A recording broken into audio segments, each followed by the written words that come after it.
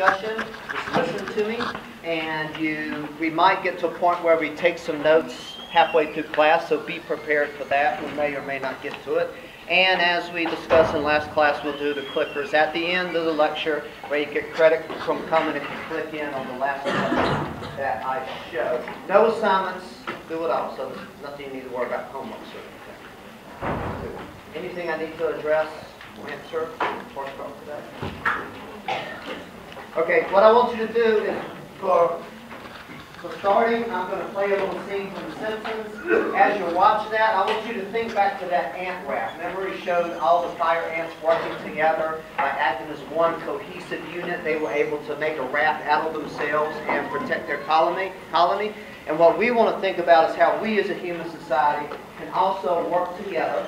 And today we're getting to the part about force.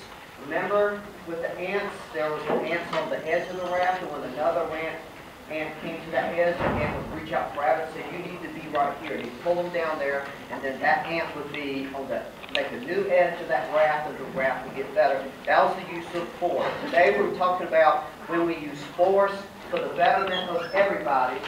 And this force can be government. This force can just be social norms. It could be things like taxes, just tweaking of incentives. So let me set the stage by showing this brief clip for The Simpsons.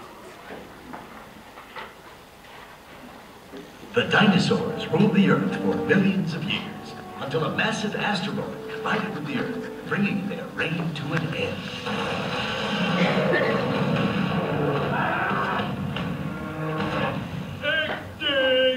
So remember, take good care of the Earth, or we could suffer the same fate as the dinosaurs. Kids, did you hear that lesson? How is that the lesson? The point of the dinosaurs is, no matter what we do, an asteroid's gonna wipe us out. So we should party hard and wreck the place. Yeah, why should the asteroid have all the fun? Yes. They've got a point. Now what you saw there is kind of one of those stereotypical descriptions of how Western democracies, people like us, manage our resources. And you saw the two visions there. It showed the asteroid coming, wiping out the dinosaurs, and it said, if we don't work together and take care of the Earth, then we may end up extinct like the dinosaurs. And then Homer and Bart did what was perfectly rational. They did something called a free rider, where they probably recognized that, if humans really worked well with each other, cooperated peacefully for the common good, then we may be able to sustain human life for a very long time. And not just sustain life, but sustain the kind of good life that we have right now. But if you do something at a cost to yourself that's for the common good, you pay a cost, and these people you benefit, you give little benefits to lots of people, and more importantly, people you don't even know. And so if you're thinking, should I use less resources? Should I recycle instead of filling landfills? You think, well, that's a lot of cost to me. It's a hassle to me. These people who are helping, I don't even know them. Right? I'm a busy person. Simpsons is coming on back-to-back, starts at 5 o'clock. Got a whole bucket of chicken to eat. I don't have time for this. And you're a free rider. You enjoy the benefits of something while you let someone else pay. Now that sounds like a bad person. But what Homer and Bart did was actually very rational even for a good person. They said, you know what? Even if everybody was like me, yeah, we could work together. We could protect our resources, save the earth, blah, blah, blah. But y'all are a bunch of jerks, I'm going to say. And if y'all are going to be out there free riding, I'm not going to be the only loser here composting and using less energy, because if I'm the only one doing that, it's not really going to have much of a benefit. So why would I do that? That is perfectly rational. And if we all do that, then what you have is a case where we're not working together. We're not the ants grasping onto each other to save ourselves. We're saying, screw you guys, I'm going home. Every man for himself. Those are kind of two different visions, and that's what we're going to be talking about today. Now, what they showed in The Simpsons, that's this kind of stereotypical description of how Westerners manage their resources. You remember the movie Avatar, right? Lots of blue people who took good care of the earth until white European man came. And we destroyed it all and took it all. Avatar, which is basically Dances of Wolves Part 2, set into the future. Kind of the same thing. White man destroys. White European destroys. And so why are we described like that? Well, we do have a little bit of a history of it. Remember the buffalo? We shot the tail out of those things. You know, we treated the buffalo very differently than the Indians did. And let me show you how, not the American Indians, but actually current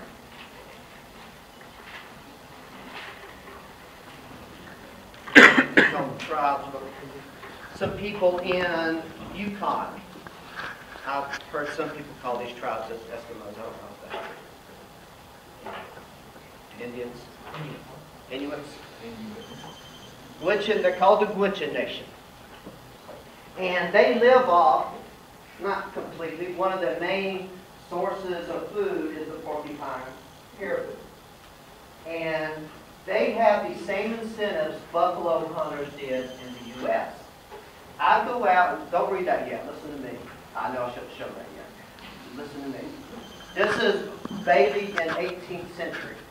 I want a lot of buffalo hides because they bring a lot of money. I'm just going to leave the carcass on the ground because it's not worth a lot of money. So I'm going to go out there, there's a big buffalo herd, shoot, shoot, boom, boom, bam, bam, Bailey's bringing money home.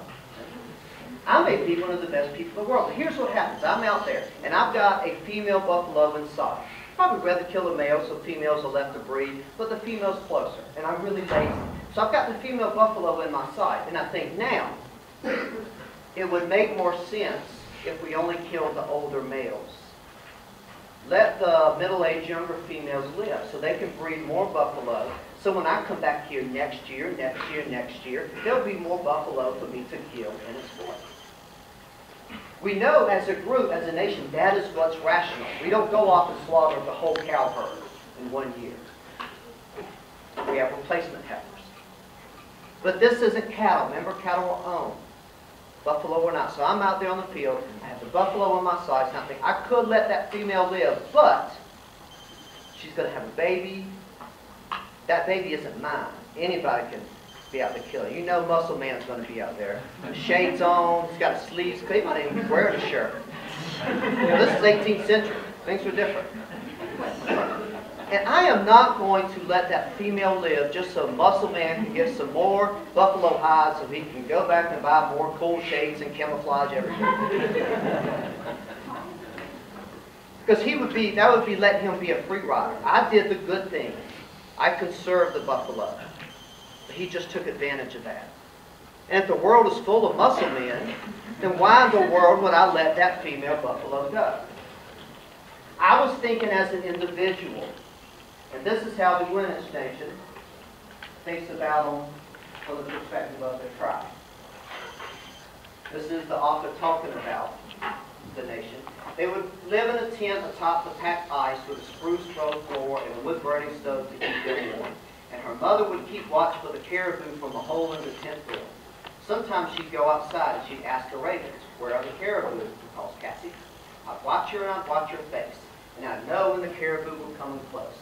Cassie's grandfather and the other hunters would travel to the back of the herd to hunt the older bulls, leaving alone the pregnant cows at the front.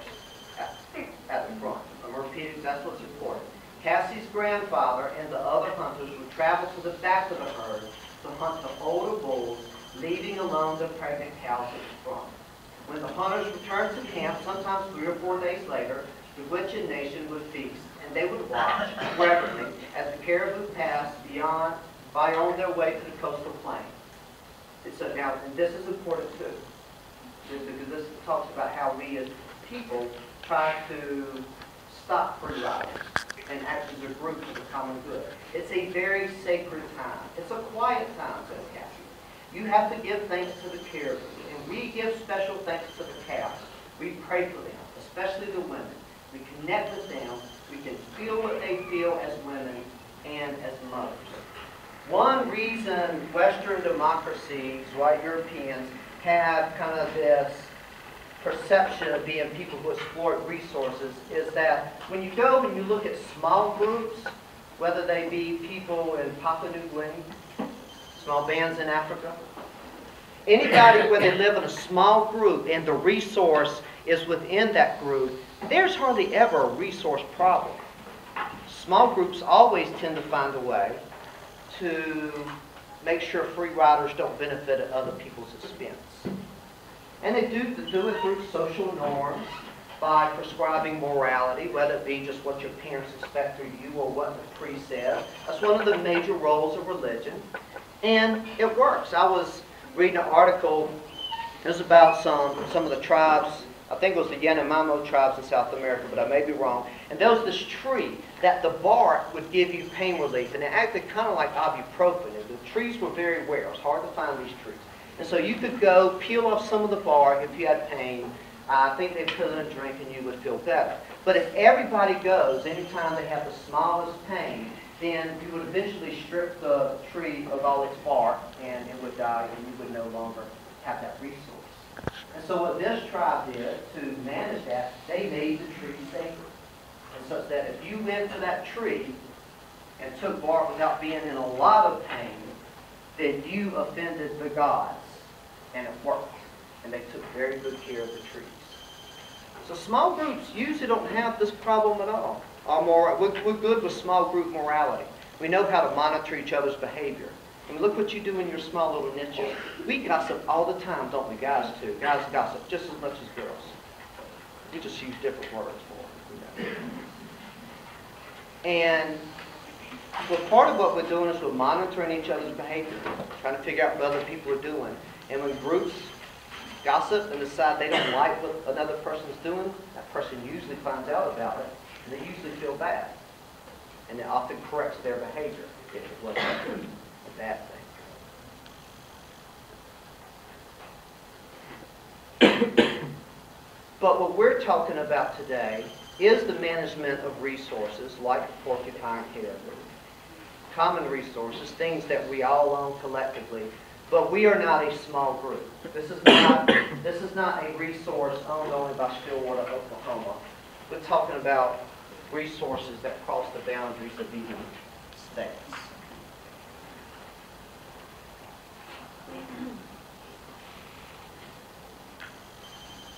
This is the article that I'm referencing today that we'll have homeworks on later.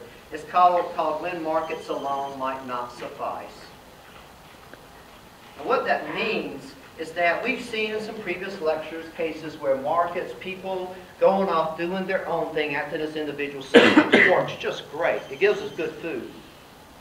Let's think about this problem. These are underwater aquifers. We've got them all across the United States. This one's the Ogallala aquifer, and it feeds a lot of the crops. Most of the wheat over here, you can't grow without water from the aquifer. This aquifer recharges very, very slowly. So it's almost like a non-renewable resource, meaning once it's gone, it's basically gone. Some people say that we're taking way too much of the time. We're growing the water. We're taking tons of water. We know we're taking it far, far faster than we can recharge. And so we're depleting ourselves of this resource. Now, maybe that's okay. Maybe down the road we'll develop technologies that will let us get by with less water. But let's assume that we agree that we're taking too much of this water, this resource at once. Now we want to think, well, why is that? And what can we do about it? We can't just, as a nation, start gossiping about each other and what other people are doing. It's too big of a country. I mean, these things, this one aquifer goes from Texas all the way up to Nebraska. So how do we manage these things? Let's think about why we may be taking water too fast in the first place. And let's assume that every single farmer taking lots of water is a good person, which most of them are. A person that cares about the future, cares about you, even though they don't know you. They're good Americans. They love other Americans. And they want to act with other people for the common good of people today and the future. But sometimes alone, that isn't enough. The question facing any one farmer in western Oklahoma, western Kansas, is the same question faced in 18th century Bailey Norwood by the Buffalo Trace. You've got water underneath. You can suck out as much as you want. Well, that source you get the water from, lots of other people around you can suck it too. And so you're thinking to yourself, you think, okay, if I take a lot today, that leaves me less to take next year, the year after, people 100 years from now, people 200 years from now. I do feel I'm taking too much. But the problem is, if I decide to cut my water usage by, say, a third, well, I pay a very big cost. And the actual benefit I give to any one person is, you almost can't see it. It's almost immeasurable. It's tiny, tiny, tiny. So why would I pay a huge cost so no one person even really benefits hardly at all? Moreover, if I cut my water usage by a third because I think it's the right thing to do, does that mean every farmer around me from Texas to Nebraska is going to come to the same conclusion and cut back water by 1/3? Absolutely not. I'm probably going to assume that it's rational to keep pumping. So why would I be the only sucker cutting back on water when everybody else just keeps pumping? Even though I feel we should conserve more, let's just suppose that's the case. Suppose I feel it. Then still, there's no reason I should use less. Now, a lot of times we still do what is the right thing. A lot of people will say recycle because they think it's the right thing. Even if you ask them what impact do you have, and they say, I have no idea, but I think it's the right thing. We do it all the time. But here we're not talking about just taking a little time to dump some stuff in a compost bin. We're talking about losing tens of thousands of dollars in 1 year if you cut water by 1/3. And you don't. And if you cut your water and everybody else doesn't, they are the free riders. They free ride off you. They get, somebody else gets the water that you didn't take out, and they're probably going to get it real soon, so you probably didn't do really any good. And so you can imagine a lot of the things we could do to stop this. And on Monday, we're going to really go into depth with some of those things. Right now, I'm bringing out this problem, and I want to take us immediately to a second problem. What we're trying to do here is mainly to identify cases where we may need to act as a group.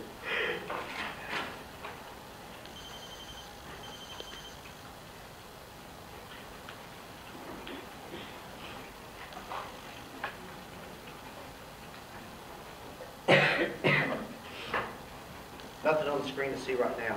If someone's choking in a restaurant, what do you do? Abdominal thrust. Both are the same thing. Both are the same thing. Heimlich maneuver, abdominal thrust. The Heimlich maneuver is named after Henry Heimlich. The guy's still living. He's really old, but he's still living. He's a very creative person. One time he was a medical doctor. He invented a number of things. He saved lots of lives before he invented the Heimlich maneuver.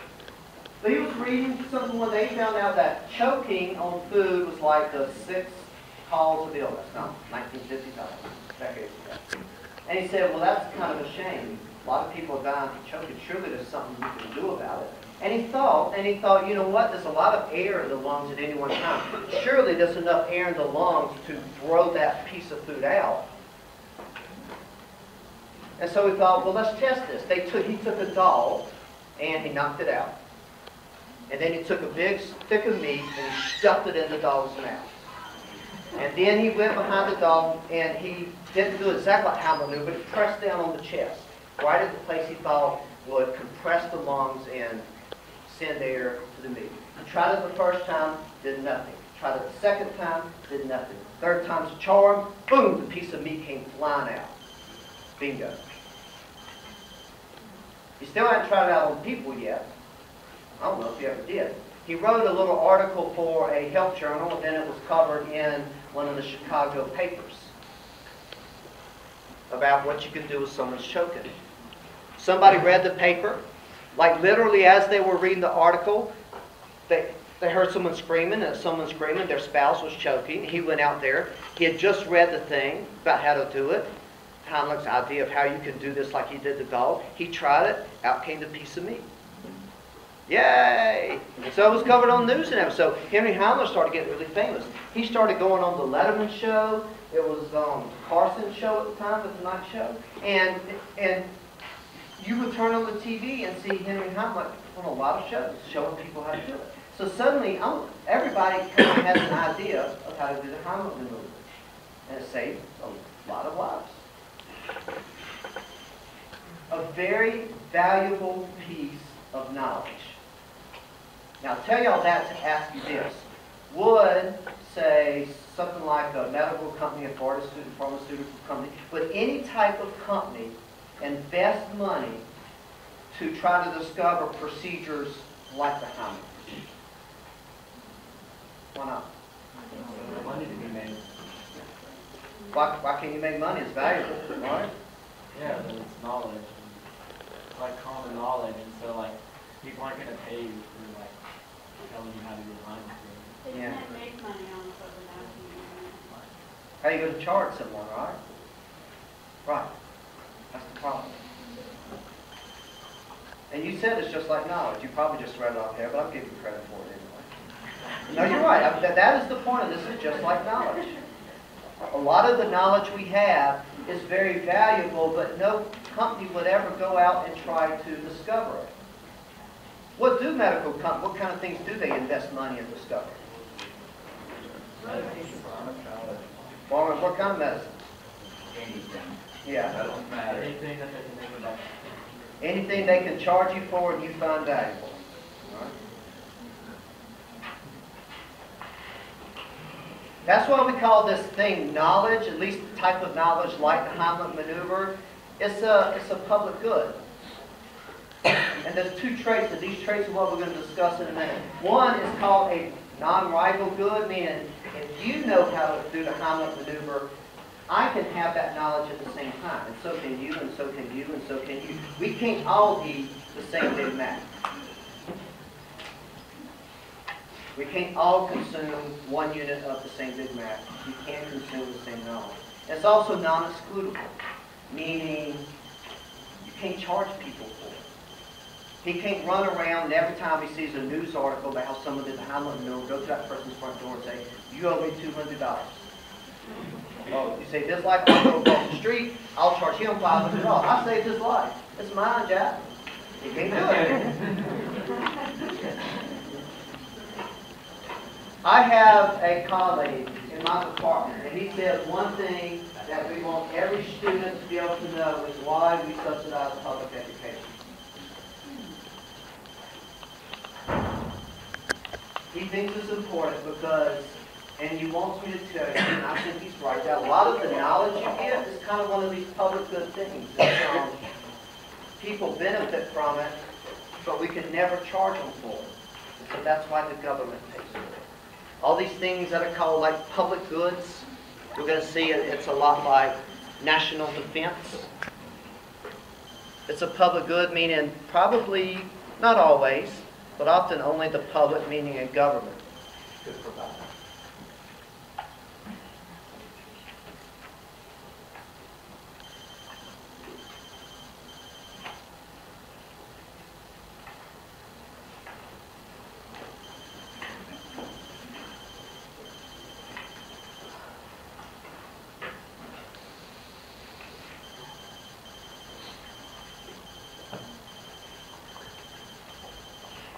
Can y'all read the red okay? I'm going to show you where we're going with this whole conversation. We are getting to something very specific that you say memorize for a test and something.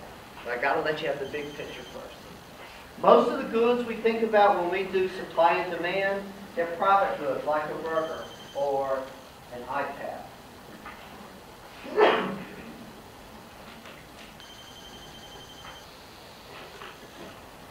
Let me do this. I'm going to stop there on this. I'm going to go to the clickers.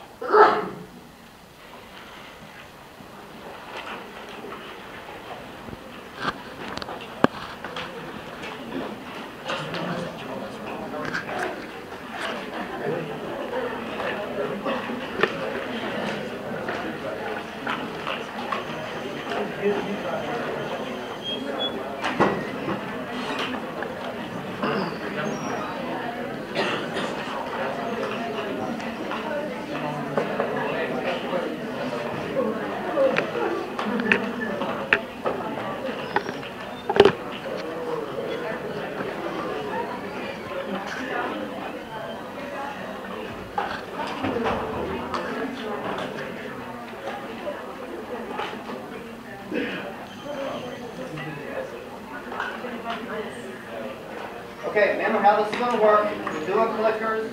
Don't know how many questions out. You don't know where I'm going to stop at. You get attendance if you chime in on the last question. And I'm sure you'll tell me if I don't give you enough time on any one question to chime in. That's usually when we get lots of participation. First, I want to keep reviewing supply and demand. It's the same wheat market. It's the supply of wheat. Producers can grow wheat or Oklahoma. This is the supply curve for wheat. If the price of canola rises, the supply goes to S1 prime or S2 prime.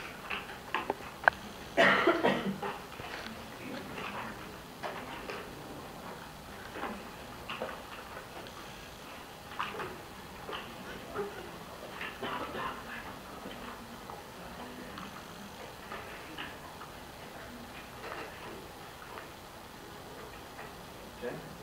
Flip. Here's why.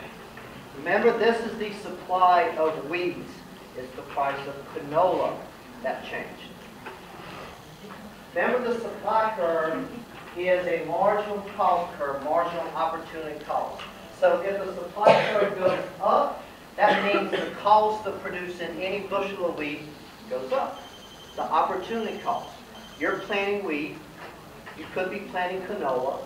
If the price of canola goes up, that other option looks better and better, right? So the value of the next best alternative, planting canola, goes up. That's the same thing as an increase in your cost of production. So you can think about supply going up this way, higher costs, dollars on the y-axis up. Another way you can think about it, this may be more intuitive to some people. You're a wheat farmer, you could plant canola. If the price of canola goes up, you might plant less wheat. We would certainly think that the price of canola goes up. Some people would switch from wheat to canola. So quantity supplied would go down, or supply would decrease. At any given price, we would now produce less than we did before. Remember, supply decreases when you go to the left of supply quantity.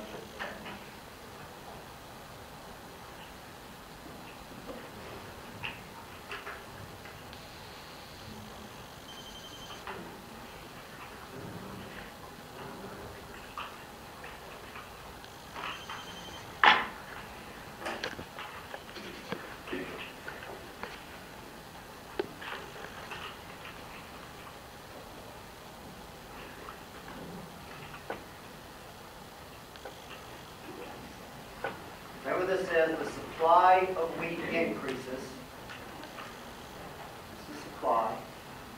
Supply increase, supply quantity increase, quantity on the x-axis. You're going this way, like going from this part of the back supply.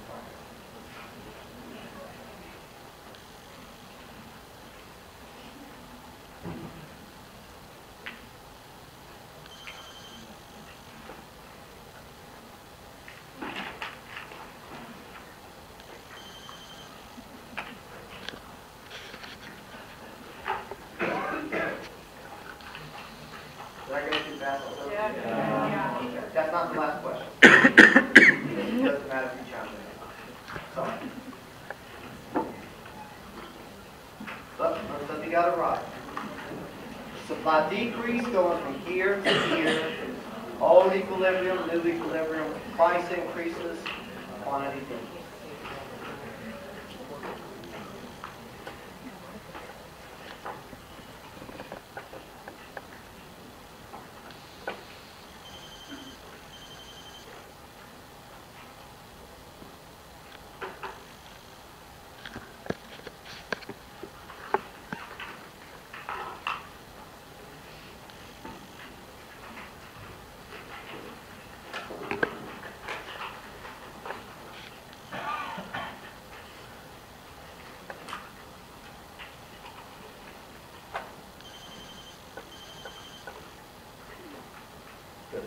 What you recognized here is that a free rider is someone who benefits at someone else's expense. This is just a trade-off for this person. he uses more now, he bears the cost. So the cost is on him, so he's not imposing any cost on others.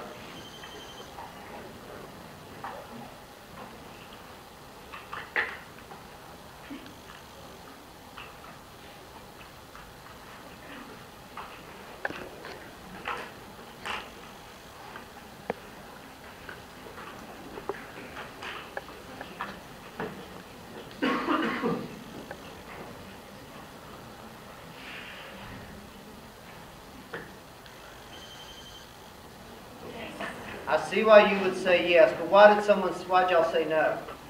We're providing it anyway, so it's not costing them anything extra.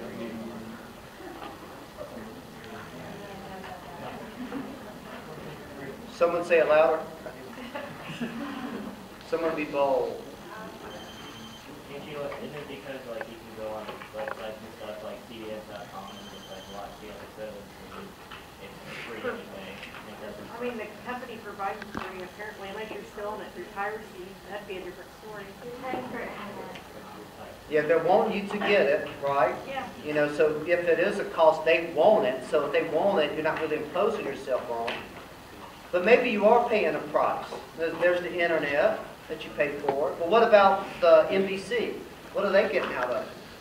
Don't you get advertising money, so Yeah. you have to deal with ads? Every time I watch something on an episode on TV, there's advertising. That is a price. You have to watch it or ignore it. But either way, they're getting money for it, so it's like you're paying a price.